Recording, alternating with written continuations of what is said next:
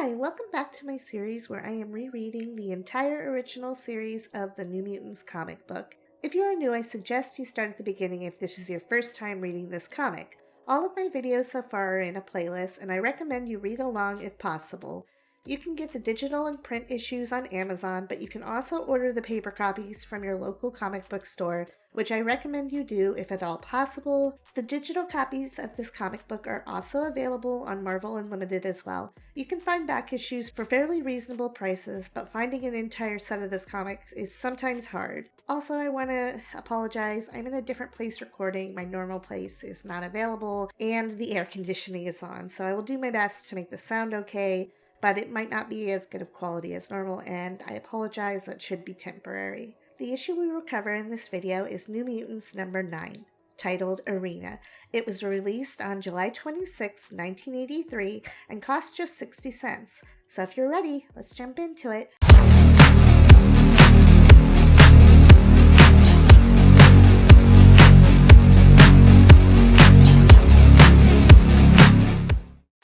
So this issue has many of the same people working on it as before, but there is one major change. McLeod is no longer finishing the art, and Tom Mandrake takes over in this issue. I think Mandrake does a pretty good job, and I found his style to be very similar to McLeod, except he's a little lighter in some places, which I actually kind of prefer. This issue is weird, and there are definitely things to comment on, but I feel like they aren't as serious as the topics we saw in the last issue. The plot. The splash page opens with Legionnaires leading the kids back through an opening in a cave or tunnel and telling them, "Behold, barbarians, the glory that is Nova Roma." All the kids look amazed except Amara, who is not looking because she is seemingly passed out and being carried by Sam. When we see what the mutants are looking at, it is a beautiful city built in the style of the ancient Romans, and the soldiers tell the kids it is New Rome. Dani says in an amazed voice that the hidden city Bobby's mom spoke of is actually real, and they have found it. Sam interjects to tell her it's more like they found them, and that the Legionnaires seem not too happy about this, but he thinks this makes sense that a hidden civilization would be so wary of outsiders. Sam thinks aloud that the tunnel they went through was the only seemingly way through the mountains, and the clouds must cover up the city from the air, and probably not many flights go overhead anyways. Rahne comments that the city is so beautiful and she wished Bobby's mom was there to see it with them. Bobby reminds her that his mother was ripped away by the currents and could be hurt or worse. Bobby asks why they don't just fight the Legionnaires with their mutant powers because they should be searching for his mother. Dani says they are in no state to fight, but also the people seem to speak English and they can ask for their help in finding his mother. At this point, Amara whispers to Sam to not resist the Legionnaires. Sam asks if she has been faking being passed out. She replies that the soldiers must have mistaken her as one of the party and tells him that she will be doomed if they betray her. Then we see, for all the kids' high hopes, they are just put in a dungeon. Rahne shifts into her wolf form to listen in for eavesdroppers before the group decides to talk to each other. Rahne senses none, but does say the room smells disgusting. Bobby retorts that it's a dungeon, it is not meant to smell nice. Bobby asks Amara for some explanation. She tells them that she is Amara Juliana Olivia Aquila, and her father is Lucius Antonius Aquila, who is the first senator of Nova Roma, the place they currently find themselves. Amara tells Bobby she is sorry about his mother and she prays she is still alive or that her death was quick. Bobby asks if his mother could be alive in the city somewhere. Amara says that if she was, she would be in the dungeons with them. Sam tries to talk to Bobby, but Bobby tells him to just leave him alone with his rage. Dani asks Amara why she was disguised as an Indian and didn't want to be detected in the city, and she explains that not everyone in the city is Roman. She explains much of the city is descended from Incas who fled to the valley when their lands were being taken over. The Inca were an absolute monarchy, but Nova Roma is a republic currently, but there are some who wish to transform it into an imperial state, and Amara is in a group that fights against this. She explains that if anyone learned about what she was doing, it would ruin her father and hurt her cause. Bobby asks why she was interested in his mother's expedition, and she explained that Sam was correct, that New Rome has survived this long by being wary of newcomers.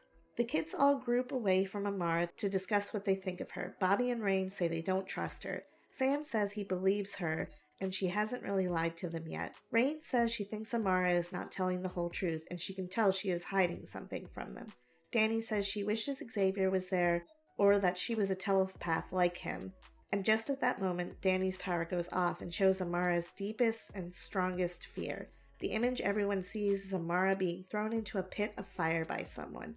The kids all gasp. Sam asks Dani what is wrong with her and that she scared Amara half silly. Amara collapses in on herself, mumbling about the Black Priestess and her pit of fire. Then in a scared way, she says, "I will die as so many others have." This makes Sam angry, and he says they aren't doing any good just sitting around, and he votes that they blow the joint. Dani tells him that they shouldn't act, and that they just need more information. Bobby says that if Sam blasts, he could bring down the whole building, and he turns into his Sunspot form and tells the others to follow him. Amara pleads with him to stop, but Sunspot knocks a hole in the wall only to have a trap be sprung on the unsuspecting teen. Poison darts spring forth, hitting everyone in the cell. The exposition explains the poison causes instant paralysis and then unconsciousness. All the kids are just unconscious on the floor. The scene switches to what looks like a Roman bathhouse. We are told this is the senatorial baths, and after a long day on the Senate floor, this is where the senators come to relax. But much of the real lawmaking is done here. We see a blonde man and a voice beckons him saying, "Marcus Demetrius, can I have a word?" The blonde man replies, "I'm in rather a hurry, Aquila. Urgent state business." We see an older, larger, red-haired man getting a massage. The man asks if the business is about the outsiders that have been captured. A nearby soldier wonders how Aquila knows this, and the blonde man, Marcus Demetrius, replies that Aquila's spies were quick to find out about this. Aquila says he likes to think of them as loyal citizens, not spies. Aquila asks him if he is correct in hearing that 3 girls and 2 boys about his daughter Amara's age were captured, and asks what will become of them. Demetrius says the boys will be sent to the arena, and if they survive, they will be sold on the slave auction block just like the girls. Aquila tells Demetrius that he is confident that he will do the right thing, and Demetrius excuses himself. Aquila thinks to himself that Demetrius would rather see him in the arena, because Aquila knows that he is all that stands between Demetrius and his ambitions. Aquila thinks if he has to sacrifice children to stop Demetrius, he will do so. He calls Demetrius Gallio too, so I guess that's Demetrius' last name. We see Gallio charge into his home very angry that Aquila has thwarted his plans, and is probably laughing at him while he speaks. He demands wine from a servant and continues to charge around in anger. A beautiful dark-haired woman enters the room and says, "Welcome home, husband. A bad day?" Gallio explains that Octavian captured some barbarian children who had special powers, and with these children, he could have been invincible, and no one in Nova Roma could have stopped him. But Aquila is forcing him to uphold the law and deliver the children to the arena. The woman leans in close and says that she has heard her husband wish Aquila dead many times, and that she could kill him rather easily, to which he replies, "No, Celine, when Aquila falls, I want it to be by my hand, and I would rather not resort to your black arts." Celine replies that the time will come when the only way to win will be with her black arts. They head down the staircase together, and Gallio asks where they are going. Celine tells him that they are going to the catacombs beneath their home. She explains that because he will not let her use the dark arts, she has had to resort to different ways of helping him defeat his enemies. She leads him to a blank wall, but with a flick of her wrist, a door appears. The exposition explains that Gallo is both in awe and frightened of his wife's magical powers. Inside the cell, we see Castro, the evil guy from the boat that the kids were sailing on last issue, who tried to kill them.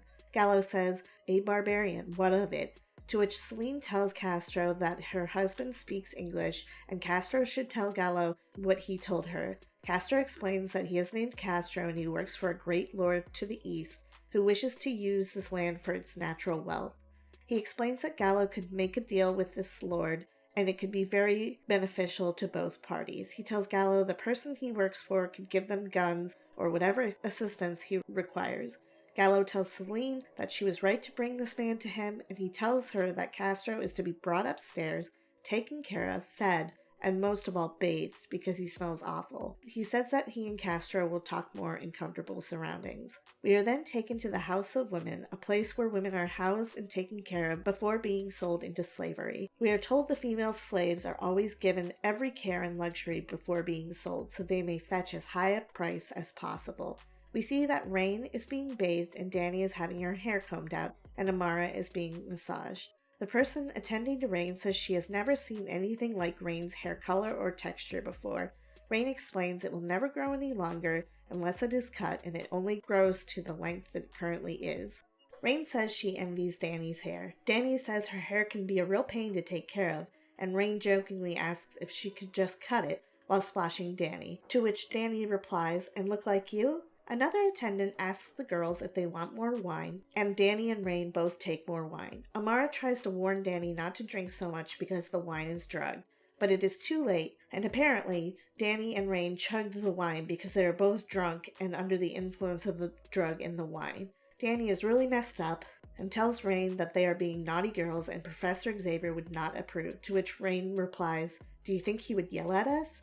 And Dani says, "Big deal, we'll yell back louder." Amara thinks to herself that the drugs have already taken effect. The serving woman who gave the kids the wine tells another woman, who I guess is in charge of the slave house, that she gave the kids an extra dose of the drugs just like the woman told her to, and she is pretty sure it's having the desired effect. The woman says this is good and that they will be drugged again at breakfast. She explains the way the girls will be cheering on the rest of the city while their boy companions fight each other in the arena.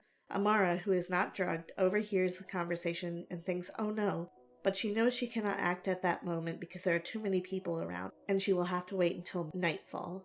So the evening comes and we see Amara sneaking around. She thinks to herself that her father will have apoplexy. Great vocabulary, Amara, I'm proud of you. When he sees her, she remembers her father sent her to the Outlands years ago to protect her from Celine and her fire cult. She thinks now about how she was to stay away until her father found out Celine's true identity and he crushed her evil for good. Amara feels bad that she didn't just tell the New Mutants all of this, because now she feels they don't completely trust her. She thinks about how nice it must be to be brave like the New Mutants, because she is terrified. She finds Dani and Rahne, who are asleep, and tries to wake them up, but the drugs are too strong and they won't wake up. She tries to warn them about how they will be sold as slaves and how they might have to work in a field or a house, or Minerva protect them if their future master finds them attractive. Amara says she tried a small sip of the wine and she wonders how it didn't affect her at all. Amara is sorry that she cannot bring Rahne or Dani with her, but she knows she won't get very far trying to carry them.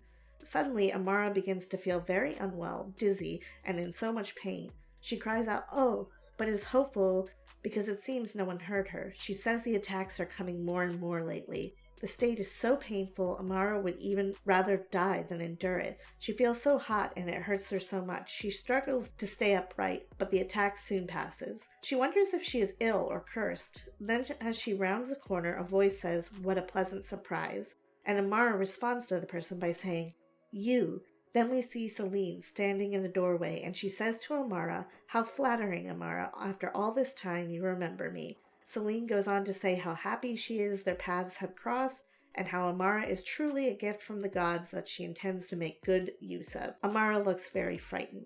Beneath the surface, Bobby and Sam are chained up and wearing rags. Two men practice fighting each other while the boys watch. Sam asks Bobby if he had any luck with the chains. Bobby replies that he cannot use his power at all and cannot escape. One of the men fighting in front of them explains that it is the drugs that are keeping them out of mischief until the games. Bobby defiantly asks what happens at the games, and one of the men calls him plucky and explains he will fight. First they will fight the two men, and if they survive they will have proven themselves worthy as slaves. The two men go on to explain if they are really lucky they can fight to be citizens of Nova Roma. Sam says it hardly seems like a fair match, being that he and Bobby are both drugged. One of the men says in a mysterious tone that they should not worry. When Lanista is done with them, they will be ready to take on even an army barehanded. By noon, the circus or coliseum is filled to capacity, and all the people attending are having a great time and even making bets on who will live or die. The games are brought to a start when the editor and sponsor ceremonial master arrive. This person is none other than Senator Marcus Demetrius Gallio, who is joined by his wife Celine, the Incan lady. Accompanying them is Rahne and Dani, who are dressed up very nicely and look like princesses. But if you were to investigate them closely, they have very glazed eyes and languid movements that reveal that they are actually very drugged. We are told they don't think what they are witnessing is real, but instead a very detailed dream that they could wake up from if things got too bad. We are told by the time they learn the truth, it will be too late.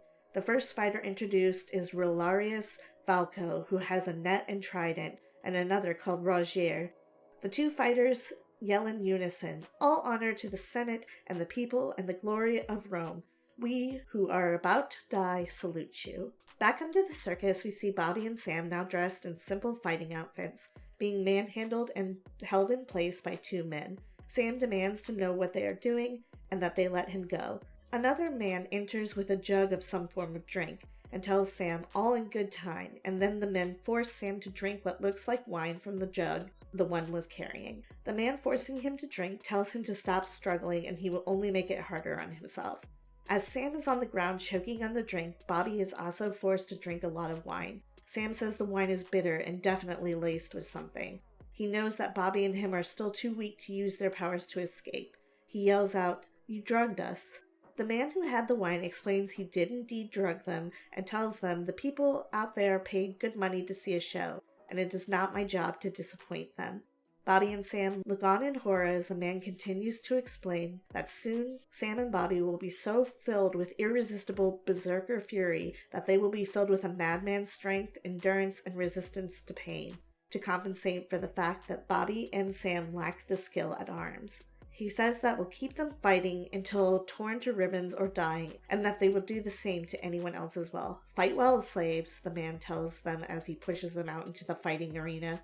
We can see Sam and Bobby are meant to fight Falco and Rogier. Sam tells Bobby to resist the drugs and that they are not killers, and Bobby responds while getting into a fighting stance, "Speak for yourself, Sam." Bobby turns into his sunspot form and asks the men if they are scared. He says he is a mutant, but many might see him as a monster, and perhaps today he will prove that he is one. He screams this as he easily defeats the first two fighters with a single blow. The crowd is astounded, and gamblers begin to place bets favoring Sunspot. Sam is horrified and thinks how stupid everyone is because he and Sunspot could very easily flatten the place if they weren't careful. But his thoughts begin to shift just then as the drugs take hold. And he says, "Why shouldn't we? They want to make us slaves." He tries not to think this way, but it is becoming harder and harder. Then he sees Rahne and Dani cheering on the chaos. He thinks to himself, they came for a show, so I will give them one that they will never forget. Just then, some warriors with tanks and other siege weapons enter the arena. And with that, Cannonball is lost to the effects of the drugged wine. He blasts forward, breaking apart all the fighters and their weapons easily. Most of the other gladiators run for safety at this point, but not all. A chariot runs towards Sunspot, meaning to run him down. Sunspot is not invulnerable completely, so he does put himself at risk by facing the many horses. The chariot runs over him, and many in the crowd gasp in horror, thinking him killed. But he simply comes out the other side of the chariot and flips the carriage upside down, destroying the threat.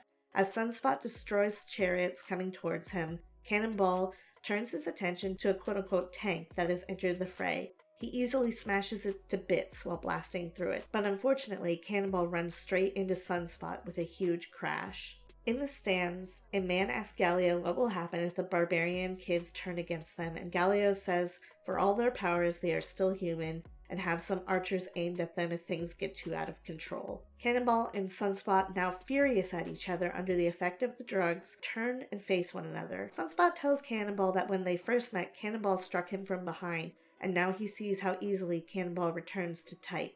Cannonball responds, "Do you want to make something of it, Shrimp?" They rush towards one another, Cannonball blasting, and Sunspot throws a mighty punch that could probably level a building. Thankfully, both are unhurt, and the shock of the force at which they collided simply drains both of their powers. Somehow, I don't really know how that happens. Even though neither of them should be able to stand, the fight continues. The berserker rage fills them more and more as they hit each other. The fact that they are friends means nothing to them because of the drugs. It also means very little to Rahne, or Wolfsbane, as she screams for Sam to kill him, my love, kill him, with a sense of uncharacteristic bloodlust. At first, because Cannonball is the bigger person, he has the advantage in the fight. But Sunspot begins to recover his powers after a moment, and he begins to strangle Cannonball. Rahne begins to panic and says, "No, not him. He must not be harmed. I must save him." Rahne begins to move forward toward the ring. Two soldiers near her try to stop her, telling her she will be part of the show soon enough, but Rahne changes into her half-wolf and then full wolf form and says no one will keep her from her love. But luckily, as she changes into a wolf, her strange psi-link to Dani reactivates, somehow breaking Dani out of the effects of all the drugs. Dani sees that the guys in Wolfsbane have gone crazy. She is horrified she was cheering them on, even under a drugged state. She knows that they will kill each other unless she does something. She knows she has to act, and she must pull a spirit form from their minds on purpose to shock them out of the effects of the drugs, much like the psychic link between her and Wolfsbane did for her. Wolfsbane, Cannonball, Sunspot all suddenly see a spirit form of Professor Xavier that Psyche has used her powers to form. This breaks hold of the drugs on the other kids. Dani wishes Xavier was really there, and that he had seen how well she did. She thinks they badly need his help at this moment, and rushes forward to meet the other now free kids in the ring. Sam is upset and asks Bobby if he is okay. He apologizes. Bobby tells him not now. The natives look restless, and he hopes they live longer. But then he says, by the way, I'm sorry too. The crowd begins to yell that the kids must be spawns of the Black Priestess, and demand the archers destroy them. The archers ask Senator Gallio for his orders, and to everyone's surprise, he tells the archers to put down their bows. Gallio goes on to yell to the crowd that this is not a time for fear, but rather a time to rejoice. He says their most ancient prophecy has been fulfilled, and as editor of the games, he has decided to give the children the laurel wreath of triumph. He goes on to explain that Rahne's hair marks her as a relative of their most divine patron, Julius Caesar. He goes on to say her transformation proves that she must also be a descendant of the wolf that suckled Romulus and Remus, the fathers of Rome themselves. He says these are not mortal children, but children of the god, and he welcomes them among them. Bobby says in shock they are cheering. Dani hugs Rahne and tells her that everything is going to be just fine now. Sam says, maybe so, Dani, but I'll believe it when I see it. And that's where we leave off for the issue. The next issue is titled Betrayal. Thoughts upon originally reading. I don't have a ton of memories surrounding this one, but the main thing I remember is that Rahne was very much so cheering for Sam. I wondered at the time if this meant anything or if it was just an arbitrary choice. I had read much more of the series by this time when I first read this, so I had a guess, but I wasn't entirely sure. I remember not thinking much about what was happening in this issue. I was just kind of like, sure, of course. That's what's happening. I am surprised how easily I just accepted weird things happening when I was reading these as a kid. I know I didn't even flinch about the child slavery part or the realities of what could happen to them as slaves. As wise and worldly as I thought I was when I read this the first time, apparently I didn't realize how horrifying slavery might be for them. I kind of took so many things in stride, I'm realizing as I reread this.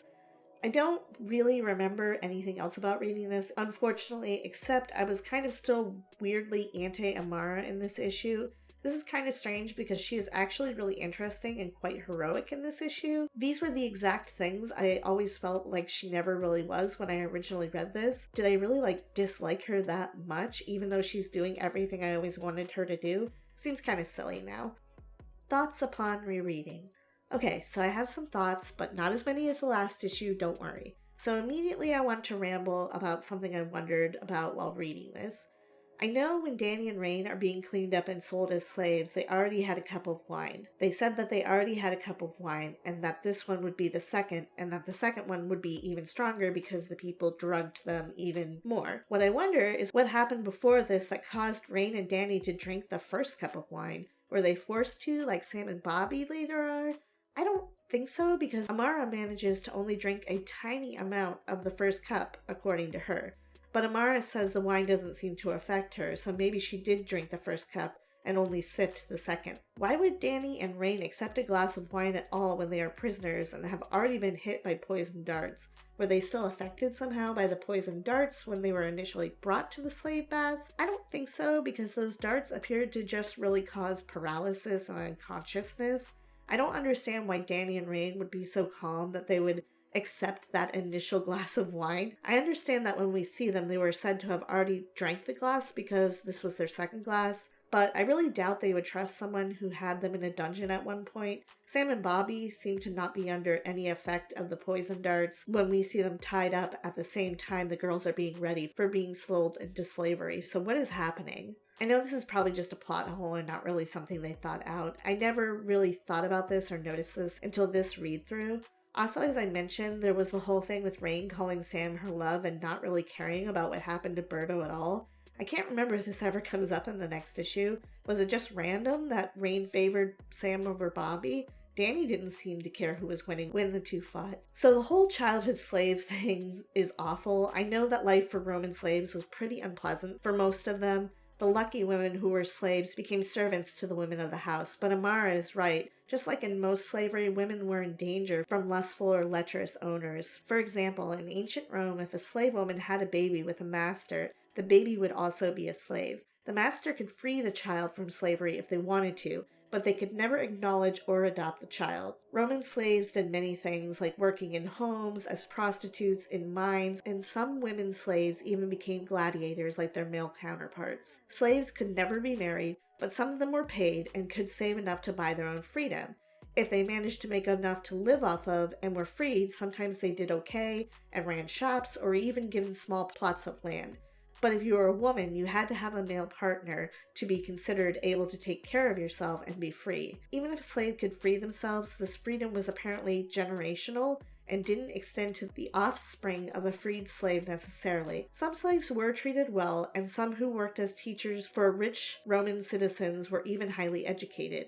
But overall, slaves were not treated very well, just like in most instances of slavery. I just thought I would add a little history to this conversation. I will spare you the details because they are absolutely horrific, but what happened to Sam and Bobby in the circus when they were fighting was child's play compared to what the actual ancient Romans did in places like the Colosseum.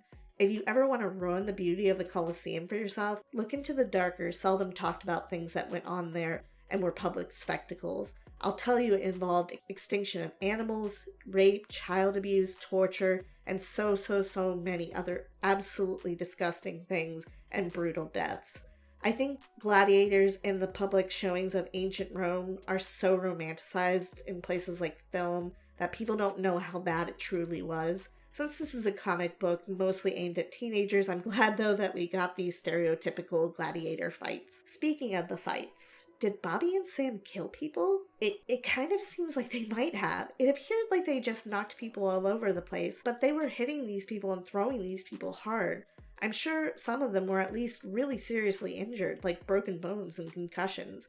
I know even if Bobby and Sam killed people, it wasn't something they chose to do because they were under the effects of the drug. But yeah, I kind of wonder how seriously the other people who fought them were hurt. I saw at least one guy was trampled over by horses, and I'm assuming he died, and the text tells us Sam and Bobby don't care or notice. I'm not going to dwell on this, but the amount of damage they caused to other people did cross my mind. I don't know if it's ever mentioned again. If I was Bobby or Sam, this would weigh on me quite heavily, even though I was under the effect of drugs, but who knows, maybe they just don't remember at all. I was also curious to do some research into if Julius Caesar was indeed a redhead.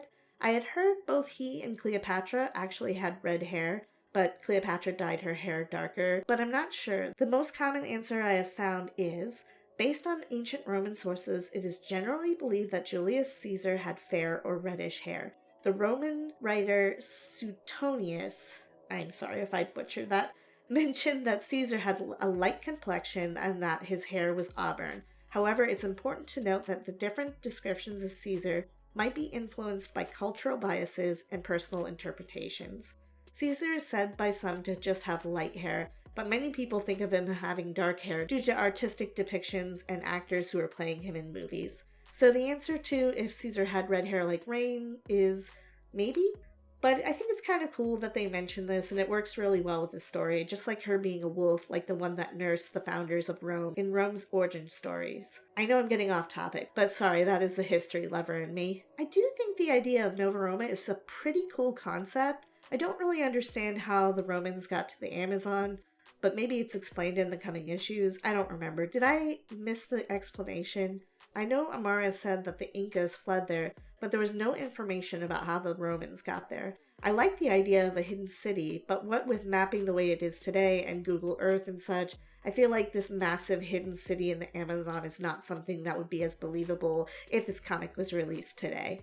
But I love the idea of this. This comic caused me to fall down a rabbit hole of the history of the Inca tribe and what part of the Amazon they were related to, and it's really interesting. The Incas sought to understand the forest and respected it in a deep and spiritual way, made routes through it, and even found goods there that improved their life. It does seem like if there was a hidden place in the Amazon, the Incas could have definitely fled there. Fun to think about, really. Another thing to note is that this issue is the first appearance of Selene. She becomes very important in later issues of X-Men and New Mutants, and continues to have her path intertwined with Amara's. This time when reading this issue, I wondered why Selene was referred to as an Inca woman, but she looked very European. But I read into her past a bit more, and apparently she was, quote, born 17,000 years ago in Central Europe after the ocean swallowed Atlantis and before the rise of the son of Arias.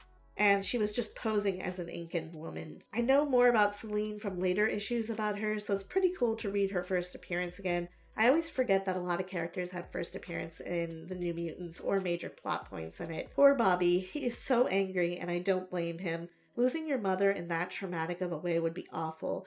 But again, just like Rahne and Dani accepting poison wine, Bobby doesn't seem to be thinking very clearly. But in this case, it makes a bit more sense. So when he went to break out of the cell, I was like, no, don't do that. Also, Dani's powers misfire at the most opportune times, whenever the plot needs it, really. Also, I didn't remember that Amara was having attacks where she felt weird and dizzy and hot. I know now that this is foreshadowing. I really thought the art was excellent in this issue, very dynamic, and the action scenes were amazing. I think that the only other things I have to say about this issue is overall it was pretty fun to read. I think this issue was better than I expected and remember. I really love this issue, and I thought it had great pacing. I actually feel pretty invested in what will happen, and I want to know more about Nova Roma. Final rating. I rated this issue a 7.5 out of 10. I gave it a 2.5 out of 3 for art, a 2 out of 3 for the story, a 2 out of 3 for character development because it's Selene's first appearance and we get more information about Amara, and a 1 out of 1 for how it holds up. Basically, even though there were some weird things happening to the kids that were kind of yucky, I still think it holds up reading it today. Well, that's about it for this issue. What do you think? Do you think this issue was better than the last like I did? I hope you enjoyed this video, and if you want to see more content like this, just like and subscribe if you want. If you want to see this series from the beginning, there is a playlist. As always, I hope you're doing well. Have a good day or night. Ashling out.